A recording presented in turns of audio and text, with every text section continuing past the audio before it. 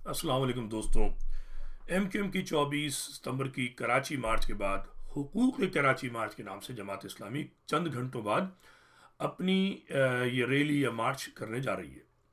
سوال یہ پیدا ہوتا ہے جماعت اسلامی جو کہ جائز تنقید کرتی ہے ایم کیو ایم پہ، جو پورا ان کا حق ہے کہ ایم کیو ایم نے سوائے دھوکہ دہی کے کچھ نہیں کیا، مگر کیا صرف ایم کیو ایم پہ لسانیت کا الزام لگا کر سندھ کے نسل پرستوں سے چشم پوشی کر کے راشد سومرو جیسے خبیث سندھی بولنے والے ملا کی کبھی مذمت نہ کر کے، جمعیت علماء اسلام سندھ کی کبھی مذمت نہ کر کے، جی اے سندھ کی کبھی مذمت نہ کر کے، کشمیر کی بات کر کے بار بار، فلسطینیوں کی بات کر کے بار بار، مہاجر قوم کی زمین متروکہ سندھ پر خاموشی اختیار کر کے، کیا جماعت اسلامی متروکہ سندھ کے فرزندوں کو، دختران کو قائل کر سکے گی کہ وہ حقوق کراچی میں جس کو کہا جائے مخلص ہے؟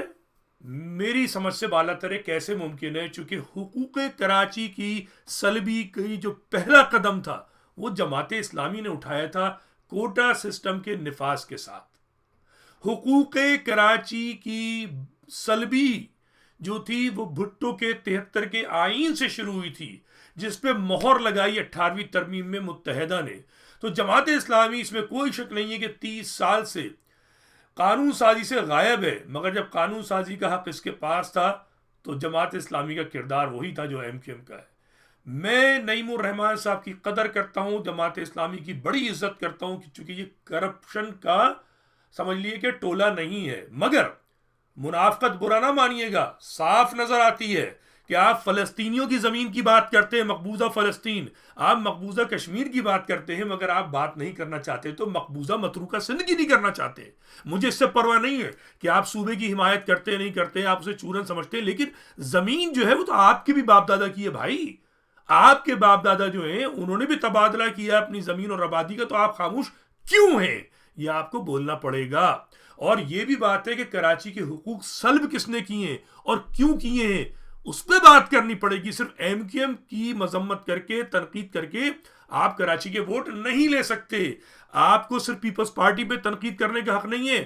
پیپلز پارٹی کے پیچھے جو ذہن ہے کار فرما، جی اے سندھ، سندھو دیش، سندھ کی نسل پرستی، سندھ کی شیطانیت، اس پہ بات کرنی ہوگی. اگر اس پہ آپ بات نہیں کر سکتے تو پھر آپ یقین کیجئے کہ کراچی سے لے کر ڈی سی تک اور ٹورانٹو تک جتنا بھی مہاجر ہے خاموش ضرور ہے، وہ دیکھ ضرور رہا ہے، مگر وہ آپ کی حمایت نہیں کرے گا. میرا آپ سے جو ہے مطالبہ ہے کہ آپ کی مرکزی قیادت مہاجروں کی زمین متروکہ سندھ کی بات کرے، اور اگر نہیں کرتے تو ہمیں آپ پر اعتماد نہیں ہوگا.